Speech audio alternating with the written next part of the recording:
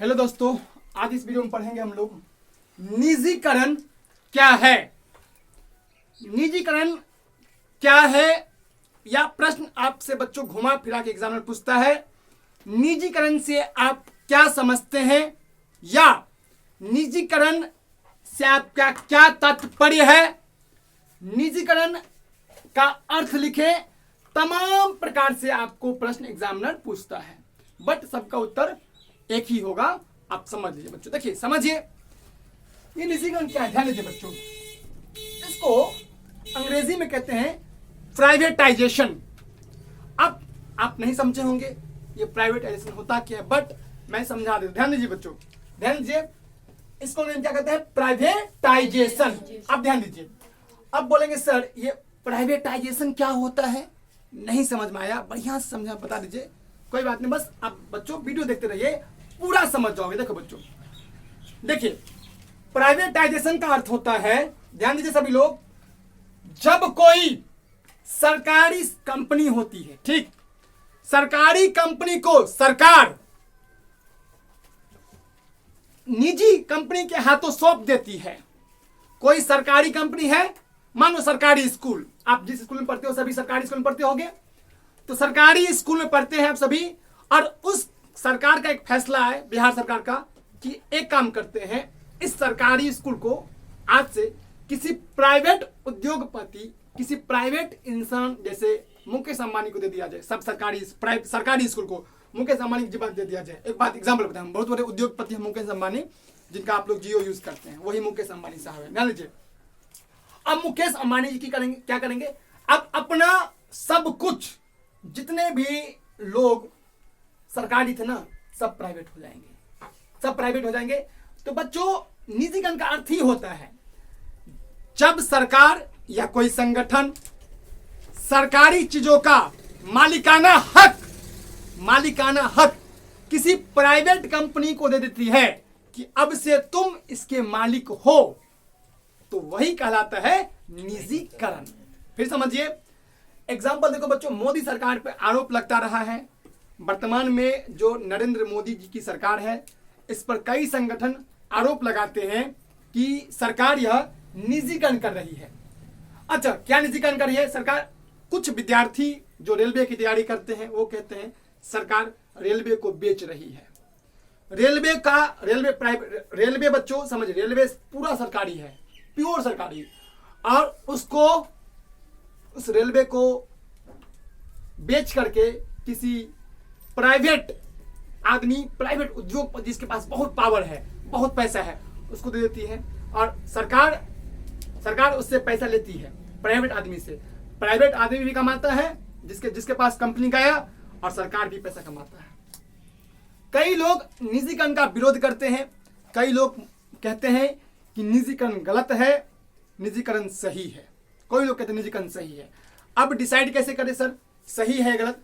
But मुझसे पूछे दोस्तों, तो मेरा पर्सनल व्यू है कि निजीकरण अच्छा है।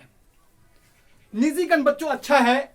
देखिए, जब कोई सरकारी चीज है, मान लो, समझा तो ध्यान दीजिए, कोई सरकारी संपत्ति, ठीक है, सरकारी संपत्ति है, और जब यह किसी निजी कंपनी के हाथों में जाती है, निजी कंपनी, सरकारी चीज थी, वो पहुंच गई कहां पर? निजी में, प्राइवेट आदमी के पास।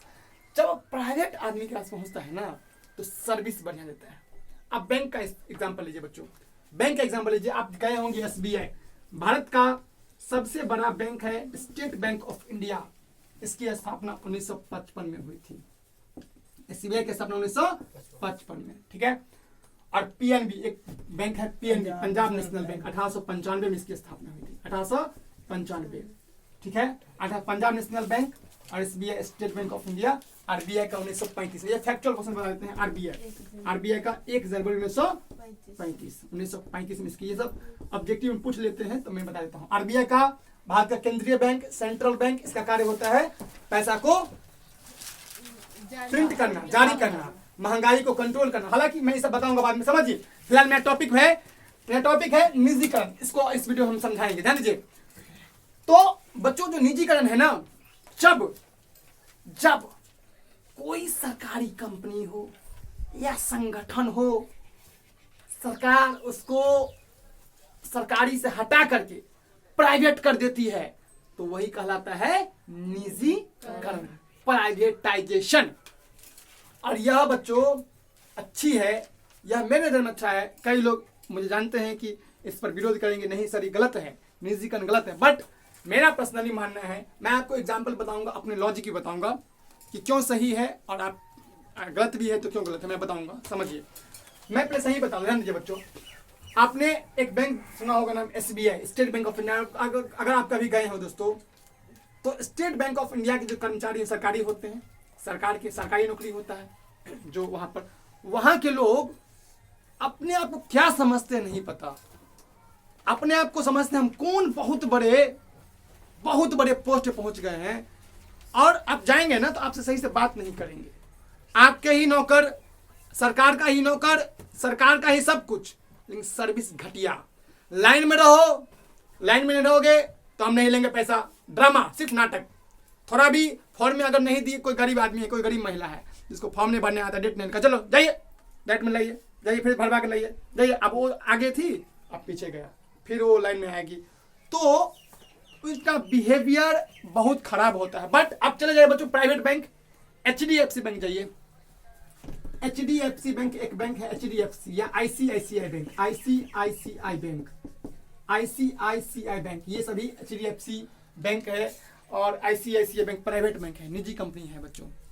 इस बैंक में आप जब जाएंगे, yes sir please come in, service, आपको सर्विस, आपको उनके बोलने का तरीका, उनका बिहेवियर दिल छू लेगा, और आपको AC में बैठाएंगे और प्यार से आपको सर्विस प्रोवाइड करेंगे। कोई दिक्कत हो तो असिस्टेंट होता है, आप वहां से पोलाइटली बिहेव करते हैं, पोलाइटली बिहेव करते हैं। मेरे बात से कुछ लोग हो सकते हैं कि बिल्कुल सहमत हो, बिल्कुल सहमत होंगे दोस्तों। आप बैंक गए होंगे, SBI गए होंगे तो आप जरूर समझ गए होंगे SBI का क्या हाल है, और HDFC गए होंगे तो क्या अंतर है, जमीन आसमान का अंतर है। ये सरकारी है, सरकारी है, और ये प्राइवेट है, बट क्वालिटी इसमें अच्छी है, इनका बिहेवियर अच्छा है, कोई काम नहीं काम जल्दी हो जाएगा, इसमें कोई काम जल्दी नहीं होता। आप अगर कोई चीज DD बना, डिमांड ड्राफ्ट बनाना है, कोई भी काम करना है, DD बनाना, डिमांड ड्राफ्ट DD होता है, जो पैसा जमा करने का तरीका होता है, तो आपको 5 घंटे लगाएंगे। यहाँ पे जाइए, है खाता, तुरंत बन जाएगा। दूसरी बात छोड़िए, एक दूसरा उदाहरण लेता हूँ। स्कूल, अपने बच्चों सरकारी स्कूल में पढ़ा होगा, प्राइवेट स्कूल में पढ़ा होगा, दिल पे हाथ रख कहिए, सरकारी स्कूल में ज्यादा पढ़ाई होता है कि प्राइवेट स्कूल में? प्राइवेट स्कूल में अच्छा पढ़ाई होता है, इस बात को तो मानना पड़ेगा, ये बात तो मानना पड़ेगा कि प्राइवेट स्कूल की पढ़ाई सरकारी से लाख गुना अच्छी होती है। उसका आपको वहां के टीचर, चूंकि देखिए वहां के जब प्राइवेट होते हैं तो वहां के टीचर से काम कराया जाता है बढ़िया से, टाइट, मतलब आप काम कीजिए, प्रिंसिपल वहां पर खुद ऑब्जर्व करते हैं, बच्चों को देखते हैं।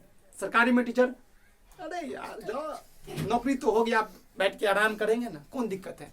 यही फर्क देखो निजीकरण। अगर निजीकरण कर, मैं दावे के साथ कहता हूं दोस्तों, अगर पूरे सरकारी स्कूल को बिहार में अगर निजीकरण कर दे, देखना एजुकेशन कितना टॉप लेवल एजुकेशन मिलेगा। भाई आप ट्रांसफर कीजिए सबको।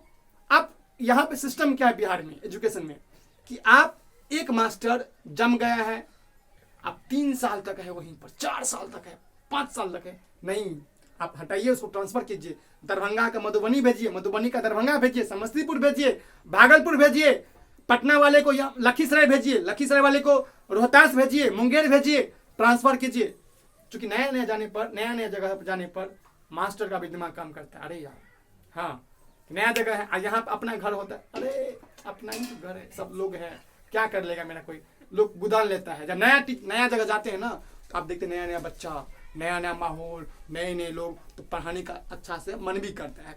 जब आप एक ही जगह 5 साल होते हैं तो अरे यार विद्यार्थी तंग हो चुके हैं, यहाँ का विद्यार्थी खत्म है, ऐसा मानसिकता बन चुका है।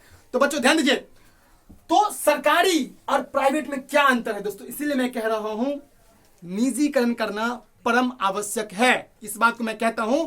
और निजीकरण होता ही यही है, निजीकरण का मतलब यही है, सरकारी चीजों को प्राइवेट कर दे ताकि क्वालिटी इनहेंस हो सके, क्वालिटी अच्छा हो सके, क्वालिटी में गुणवत्ता, लोगों को अच्छी शिक्षा मिल सके, अच्छी सर्विस मिल सके, अच्छा उनको फैसिलिटी मिले। समझ रहे मेरी बात? अगर से सिंपल कोई पूछे कि बउआ बोलो निजीकरण क्या करना, सर बहुत आसान है, सरकारी कंपनी है ना, इसको प्राइवेट कर देता है और उसका पूरा सर्विस अच्छा करने के लिए कोई सरकार या कोई संस्था जब सरकारी संपत्ति को प्राइवेट आदमी के हाथे बेच देते हैं। अच्छा, सरकार ने ताजमहल को बेचा है, मोदी सरकार ने ताजमहल का निजीकरण किया है 99 सालों के लिए, 99 ईयर्स के लिए बच्चों। एक डालमिया ग्रुप है, उनके साथ बेच दिया है। अब देखो, ताजमहल का रखरखाव मोदी जी नहीं करेंगे, अब वो डालमिया ग्रुप करेगा। अच्छा, सरकार क्या फायदा हुआ?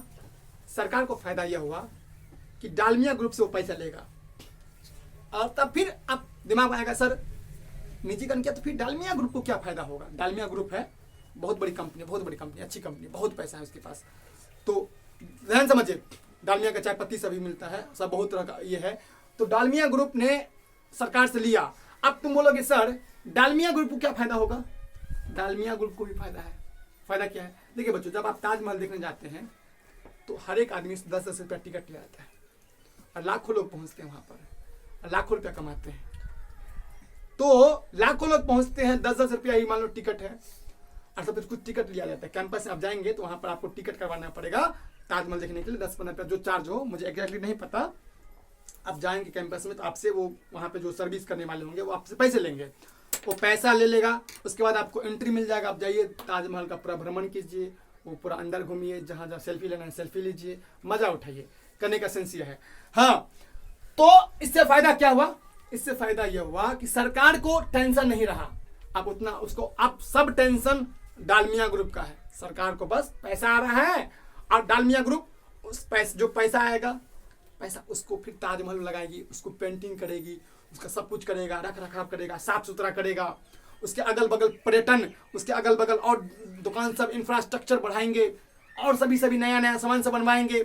सभी लोग को, वहाँ के बगल अगल बगल के लोग जो है व्यापार करते हैं उनको भी फायदा होगा, ग्राहकों को भी फायदा होगा, जो फोटोग्राफर हो गए फोटो खींचेंगे उनका भी फायदा होगा। एक बात बोलते हैं, क्योंकि वहाँ पे होता है बड़े बड़े प्रोफेशनल फोटोग्राफर होते हैं, बढ़िया से फोटो आपको निकाल देंगे, उनको फायदा होता है। अगल बगल के रेस्टोरेंट होते हैं, खाना पीना मिलने वाला, उनको फायदा होता है। जो गरीब आदमी होता है उनको फायदा होता है।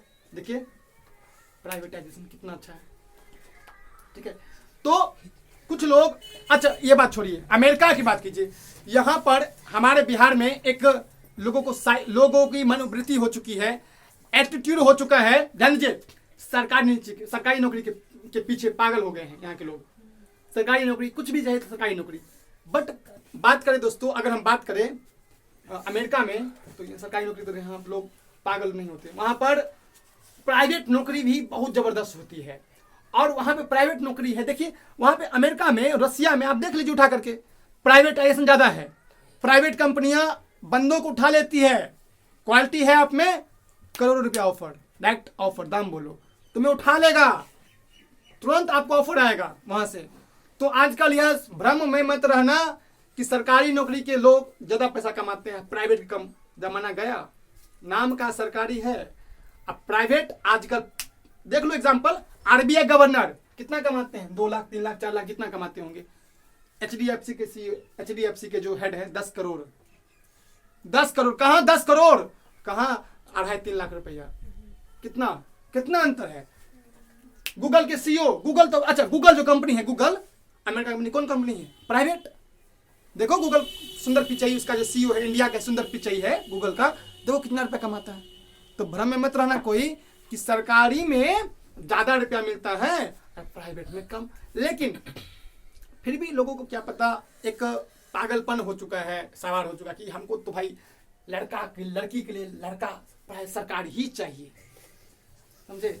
और लोग भी पागल हो, यहाँ बिहार में खास करके लोग जो हैं सरकारी के पीछे पागल हो चुके हैं। बाप करके पढ़ाई करेगा, बहुत पढ़ाई करते हैं यहाँ के लोग, सरकारी दिमाग में भर चुका है, IAS IPS बनना है। ये बनना है, अच्छी बात है, मैं इसका रिस्पेक्ट करूंगा, बट सरकारी ही सब कुछ नहीं होती है। आप इसका मतलब ये नहीं कि प्राइवेट वाला जो आदमी है वो घटिया आदमी है, उसके पास क्वालिटी नहीं है, ऐसा कुछ भी बात नहीं होता है, समझे बात। अभी भी दुनिया टिका है तो प्राइवेट पे ही टिका है, सरकारी पर तो, सरकारी जो होता है ना, सरकारी तो देखकर, सरकारी आदमी का ऑफिसर जो होता है वो देखकर ही उसको काम से ही बुखार आ जाता है। प्राइवेट आदमी अभी भी काम करता है, मेहनत करता है, मजदूरी करता है, ज्यादा के पैसा कमाता है, सरकारी की तरह मुफ्त में नहीं कमाता है। ध्यान दीजिए। तो बच्चों, सरकार देखिए, निजीकरण समझ लीजिए, निजीकरण मतलब सरकारी संस्था को आप किसी निजी व्यक्ति के हाथों बेच देंगे, दे देंगे उसका मालिकाना हक। वो आदमी उसका अब देख रेख करेगा, सब कुछ करेगा, अपना फायदा कमाएगा, सरकार को भी देगा फायदा। यही तो है निजीकरण। नहीं समझे? नहीं समझे? नहीं समझा? फिर समझो, फिर समझिए, फिर समझिए वंस अगेन। सरकारी चीज है कोई, ठीक? क्या है बच्चों? सरकारी चीज, सरकारी चीज है, ठीक? जैसे रेलवे एग्जांपल लो। अच्छा, कई लोग मोदी जी को बढ़िया से गरियाते हैं।